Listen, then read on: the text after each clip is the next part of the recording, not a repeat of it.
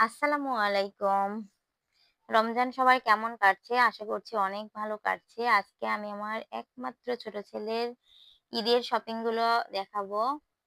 ১ম এ দেখাচ্ছি ওর ঈদের পাঞ্জাবি। আড়ং থেকে একটা পাঞ্জাবি নিয়েছি।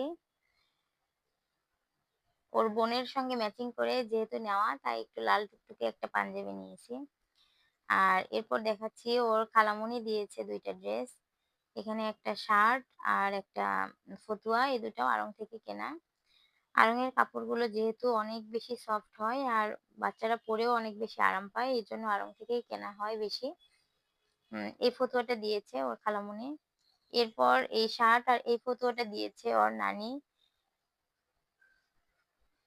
এগুলো আর খুলে দেখাচ্ছি না। এগুলো সব একই সাইজ। সব ১ থেকে ১.৫ বছরের সাইজ নিয়েছি। যেহেতু বাবু একটু ঢিলেঢালা পোশাকই বেশি পড়ায় এজন্য।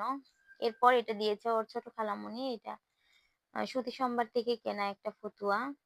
আর এরপর এই ফতুয়াগুলো আমি কিনেছি। এগুলোও সুতি সম্ভার থেকে কেনা। খুবই আরামদায়ক। গরমে যেহেতু কয়েকদিন পর, এজন্যই সব গরমের পোশাকই কেনা হইছে। আর এরপর এটা সারা থেকে নেওয়া হয়েছে। এটা ওর বাবার সঙ্গে ম্যাচিং করে। এই ড্রেসটা একজন গিফট পাঠিয়েছে ঢাকা থেকে।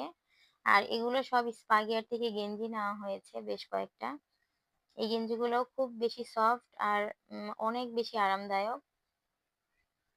মাশাআল্লাহ, এবার যেহেতু আমার ছেলের ১ম ঈদ তাই সবাই কমবেশি ওকে গিফট করেছে। আর আ অনেক কিছুই কেনা হয়েছে।